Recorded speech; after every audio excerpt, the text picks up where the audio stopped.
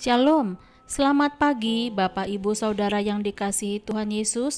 Salam sejahtera buat saudara semua dimanapun berada.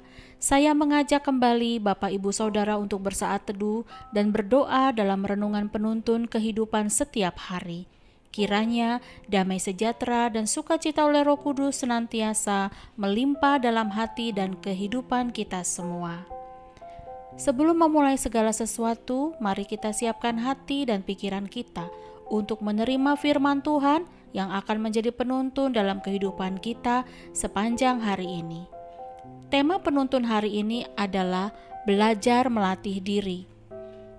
Firman Tuhan terdapat di dalam 1 Korintus 9 ayat 27. Demikianlah firman Tuhan.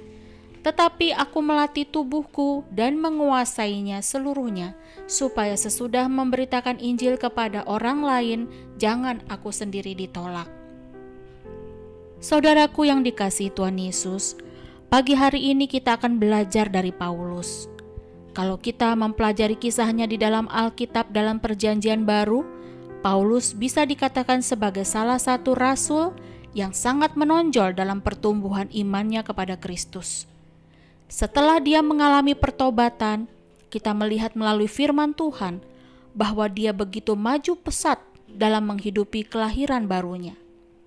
Selain dia disebut sebagai rasul karena memberitakan Injil Kristus, dia juga disebut sebagai penginjil, pengajar, sebagai penulis kitab, dan sebagai pengkhotbah.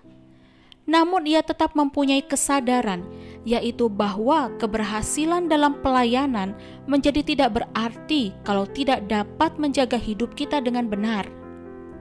Itu sebabnya Paulus berkata, "Aku melatih tubuhku dan menguasainya seluruhnya." Paulus tidak melatih sebagian, saudara. Melatih hanya pendengaran saja atau melatih hanya mulutnya saja.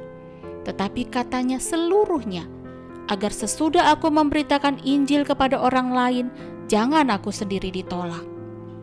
Saudaraku, kata menguasai seluruhnya dalam teks bahasa aslinya memiliki arti memperbudak, mengendalikan, dan menundukkan. Jadi sebagai orang percaya yang bertobat dan hidup dalam Tuhan, kita harus dapat menundukkan atau mengendalikan tubuh ini supaya hidup kita berkenan di hadapan Tuhan. Ini penting sekali, saudara, agar hidup kita tidak menjadi batu sandungan bagi orang lain.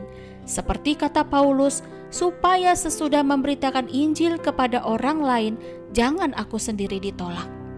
Saudaraku, pesan ini tidak hanya diperuntukkan kepada kita yang melayani di gereja atau di atas mimbar saja, tetapi ini juga diperuntukkan kepada semua orang yang mengaku bahwa dirinya pengikut Kristus dan memahami isi firman Tuhan.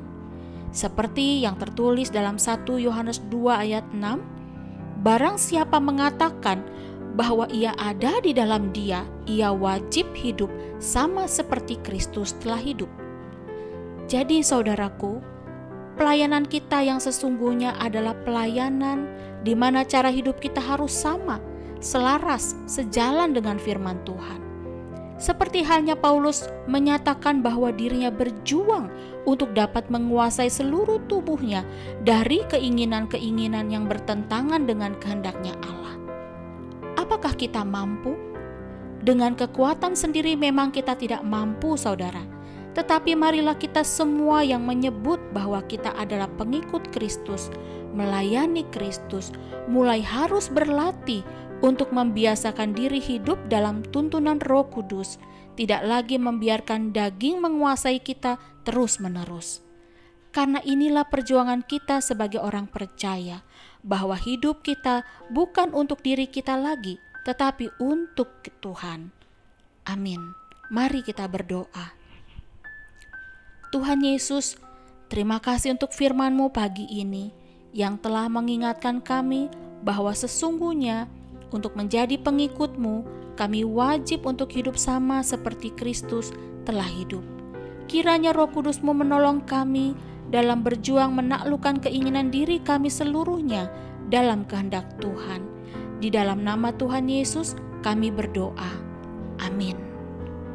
Kiranya berkat yang sempurna dari Allah Bapa kita, kasih karunia dari Tuhan Yesus Kristus, dan persekutuan yang indah dengan Roh Kudus menyertai kita semua dari sekarang ini dan sampai selama-lamanya. Maju terus dalam tuntunan Tuhan saudara, tetap semangat, sampai jumpa esok hari. Tuhan Yesus memberkati.